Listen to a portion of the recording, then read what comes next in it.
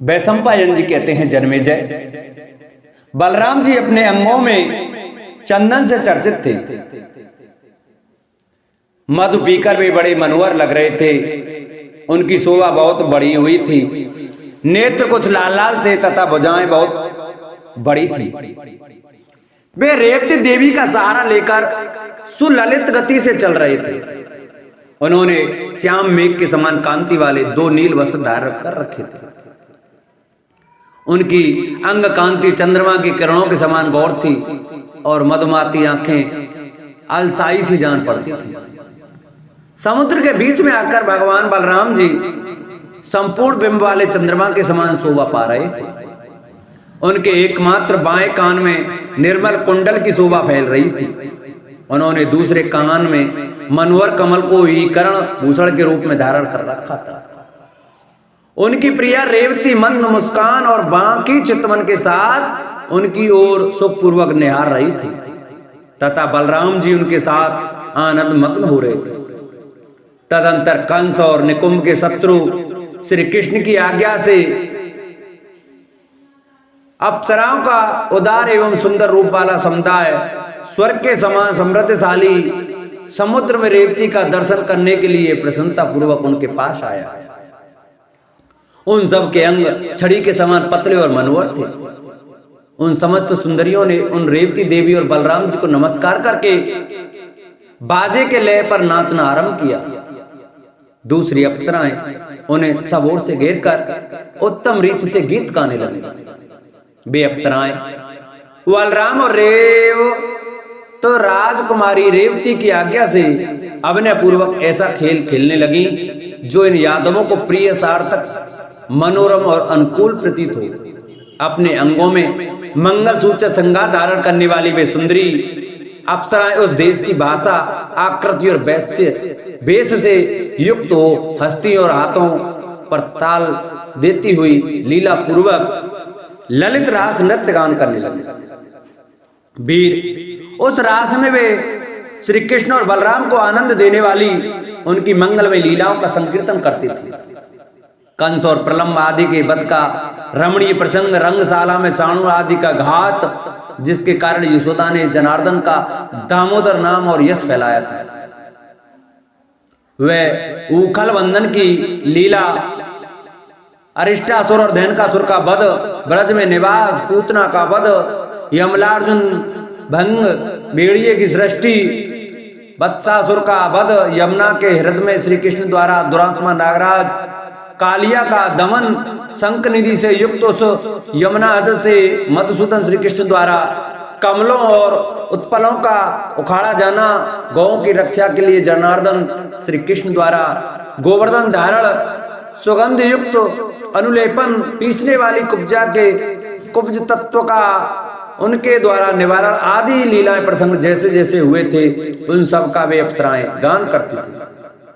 राजन, अनवद स्तुत्य और अजन्मा श्री कृष्ण ने अपने अबामन विराट स्वरूप को भी जिस प्रकार बामन बना लिया, जिस प्रकार 100 विमान को मत डाला तथा बलराम ने जिस तरह हलरूप आयुध ग्रहण किया, श्री कृष्ण द्वारा जिस प्रकार देव शत्रु मूर्खावत किया गया, गांधार राजकन्या सैव्या के विवाह में जिस प्रकार बलशाली राजाओं को रथ में जोताया बांधा गया, सुभद्रा हरण के समय जिस प्रकार अर्जुन की विजय हुई, वालाहक और जम्बुमाली के साथ होने वाले युद्ध में जिस प्रकार श्री कृष्ण आदि को विजय प्राप्त हुई, युद्ध में जीते गए राक्षसों द्वारा इंद्र के सामने ही जो रत्न राशि द्वारिका पहुंचाई गई, इनको तथा अन्य चरित्रों को जो यादवों को प्रसन्न करने वाले थे उन मनोहर रूप वाली अप्सराओं ने गाया।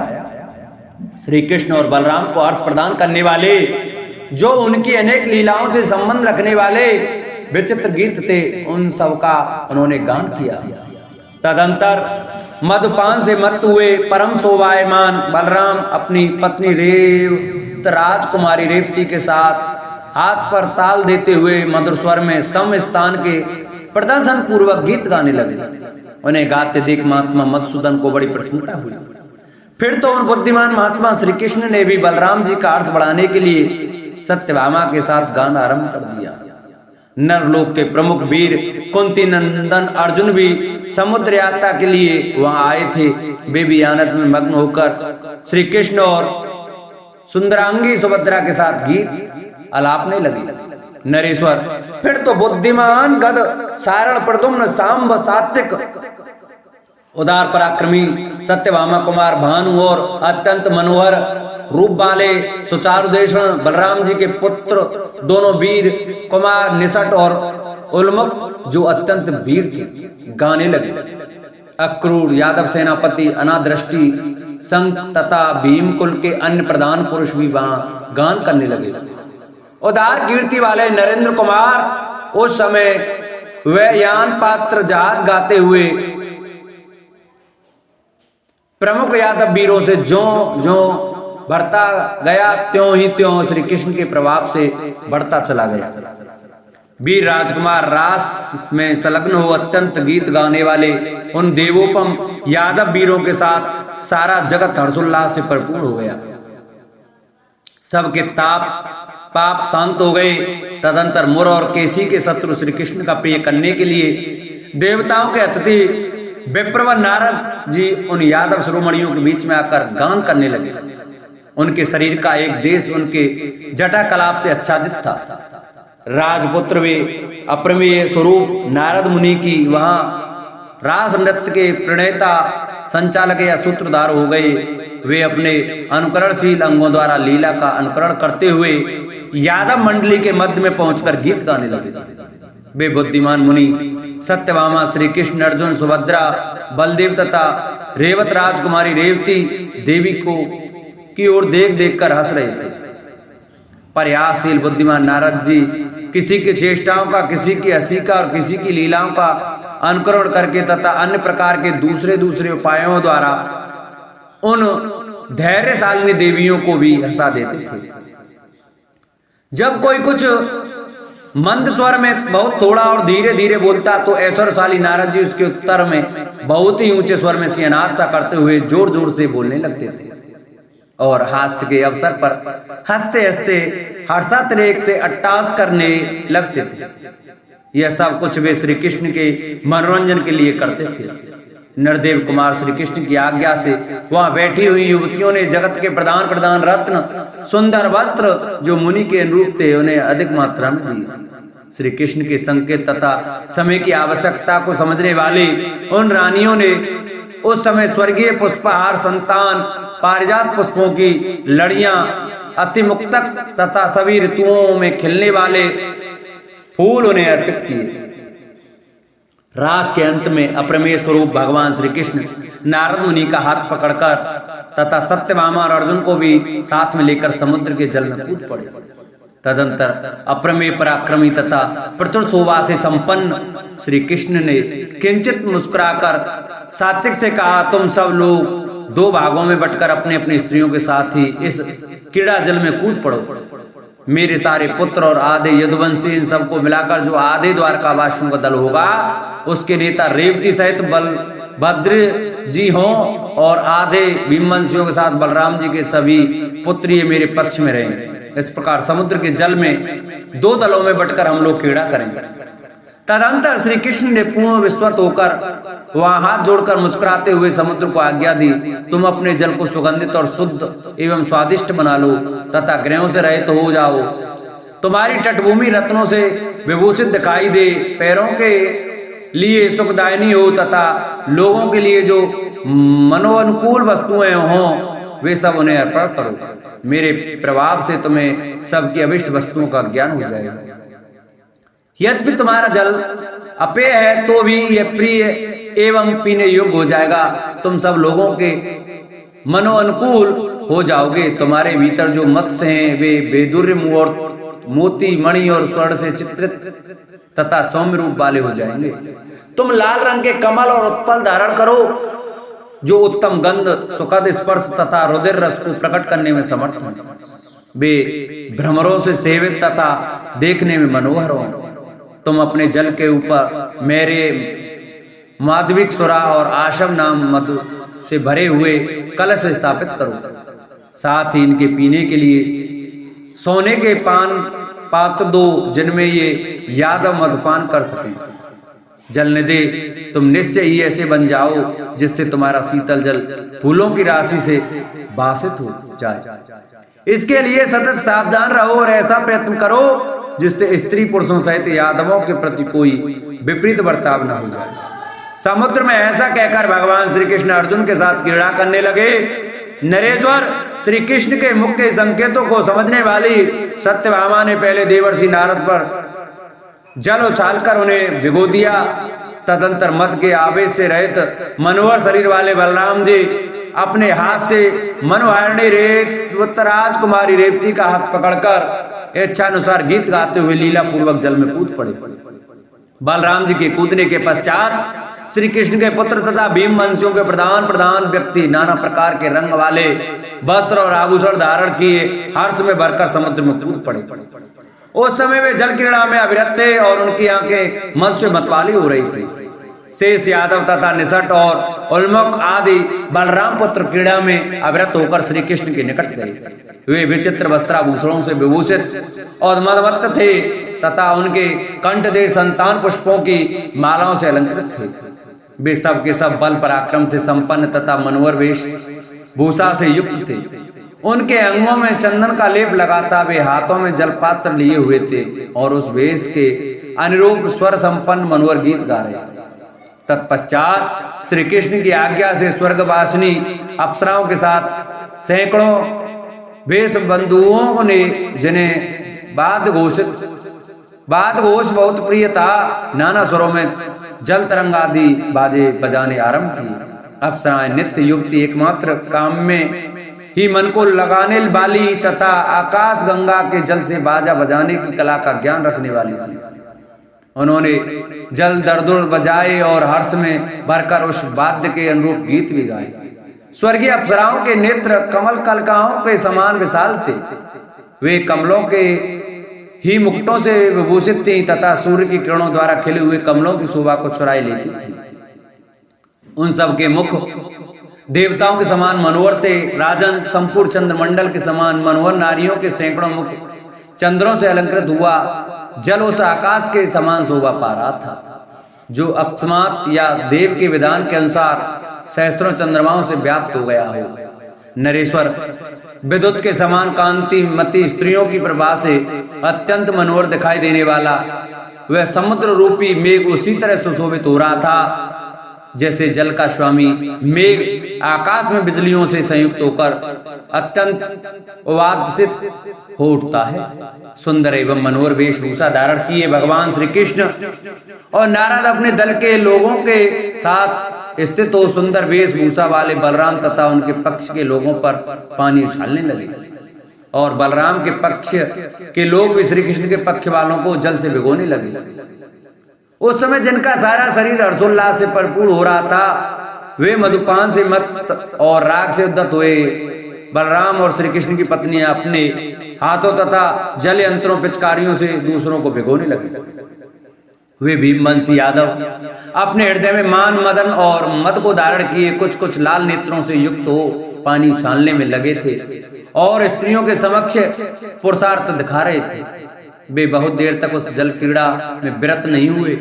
उनकी अत्यंत बढ़ती हुई आसक्ति का विचार करके चक्रपाणी भगवान विष्णु ने उन सबको रोक दिया और जल वाद्य के मधुर शब्दों को सुनते हुए वे देवर्षि नारद और अर्जुन के साथ स्वयं भी जल विहार से निवृत्त हो गए। श्री कृष्ण के संकेतों को समझने वाले भीमवंशी यादव सुदृढ़ अभिमान से युक्त होने पर भी उस जल युद्ध के प्रसंग से निवृत्त हो गए। तदंतर उन प्रिय पुरुषों को नित्य आनंद देने वाली उनकी प्यारी वार वनिताएं विस्वत होकर नृत्य करने लगी। नृत्य के अंत में बुद्धिमान भगवान श्री कृष्ण ने जल क्रीड़ा के प्रसंग त्याग दिए। उन्होंने जल से ऊपर आकर मुनिवर नारद जी को अनुकूल चंदन का लेप देकर फिर स्वयं भी उसे ग्रहण किया। भगवान श्री कृष्ण को जल से बाहर निकला देख अन्य यादवों ने भी जल क्रीड़ा त्याग दी। फिर वे अप्रमेय शक्तिशाली यादव शुद्ध शरीर हो श्री कृष्ण की आज्ञा से पान भूमि रसोई के स्थान में गए। वहां विक्रम से अवस्था और संबंध के अनुसार उस समय भोजन के लिए बैठे। तदंतर उन प्रख्यात वीरों ने अपनी रुचि के अनुकूल अन्न खाए और पेय रसों का पान किया। पके फलों के गूदे, खट्टे फल, अधिक खट्टे अनार के साथ सूल में गूंथ कर सेके गए कंदिया, फलों के टुकड़े, पोषक तत्व, अन्न, ये सब पदार्थ पवित्र रसोइयों ने उनके लिए परोसे।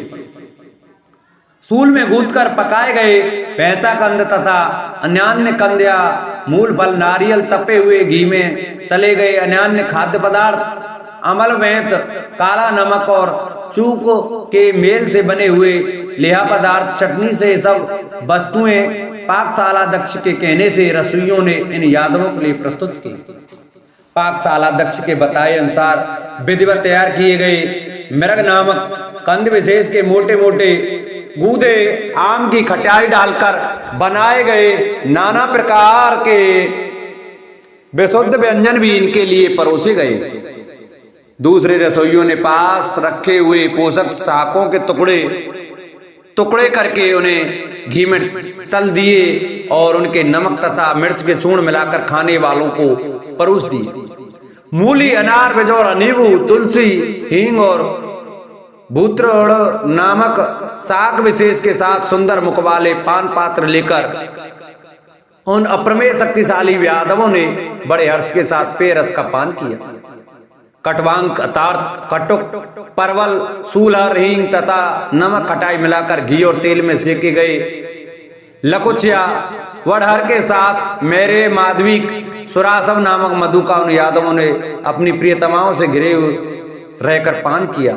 नरेश्वर श्वेत रंग के खाद्य पदार्थ, मिश्री आदि तथा लाल रंग के फल के साथ नाना प्रकार के सुगंधित एवं नमकीन भोजन एवं आर्द रसदार साग, किलाद, भैंस के दूध में पकाए गए खीर आदि घी से भरे हुए पदार्थ, पुआ, हलवा आदि तथा भांत भांत के खंड खाण आदि उन्होंने खाए।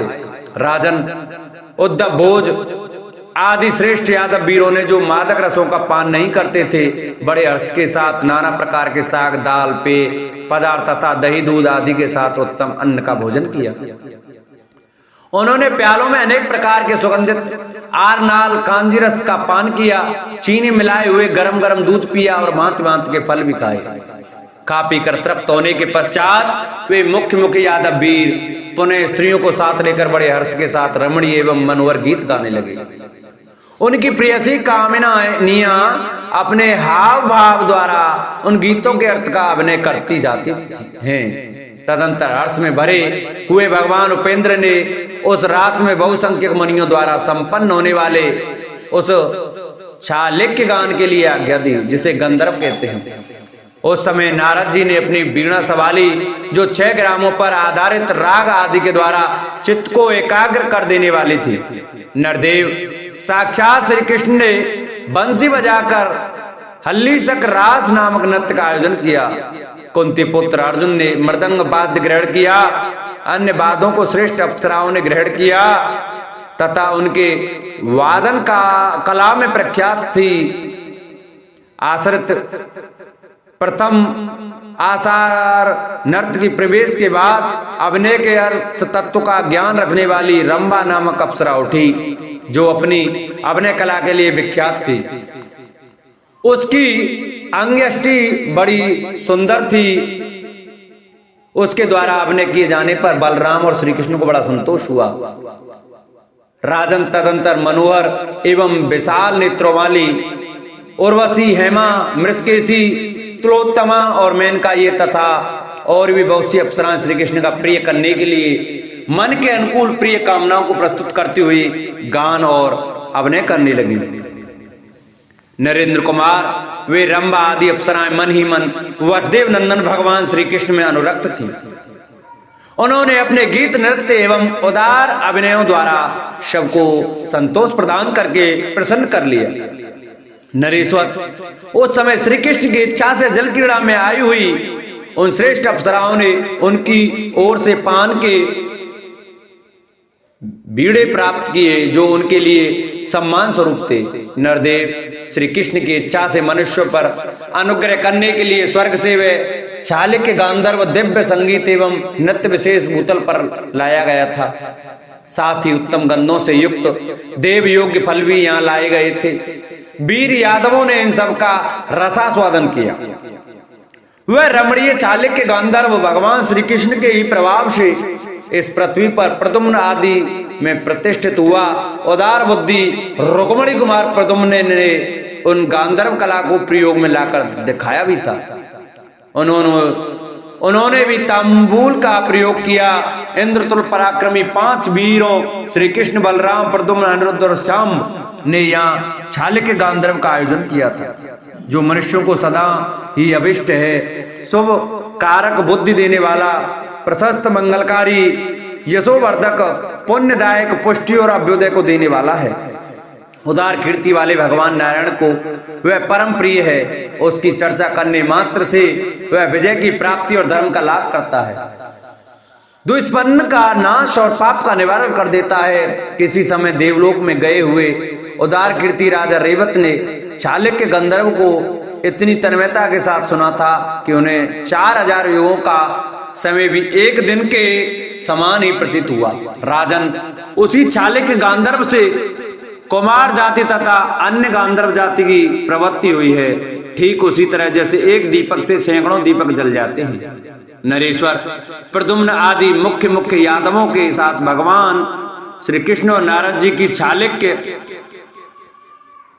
गुणोदय के इस विज्ञान को यथावत रूप से जानते हैं। संसार के दूसरे मनुष्यों को तो इसकी नाम मात्र की ही जानकारी है, जैसे नदियों के जल को समुद्र अथवा कोई विशाल पर्वत भी यथार्थ रूप से जान सकता है। उसी प्रकार भगवान की चालुक्य के श्रेष्ठ फल तथा गुणों को ठीक ठीक जानते हैं। तपस्या किए बिना चालुक्य गांधर्व को तथा उसके मूर्छना विषयक विधान को नहीं जान सकता। यह कथन सर्वथा उचित ही है। राजन, 6 ग्राम वाले जो राग हैं उनमें भी चालुक्य का उसके एक देशीय अवयव के द्वारा गान करना चाहिए। लेस नामक को चालुक्य की सुकुमार जाति है, उसका गान करने वाले मनुष्य भी बड़े दुख से, कठिनाइयों से उसकी समाप्ति कर पाते हैं। फिर संपूर्ण चालुक्य गान की तो बात ही क्या है।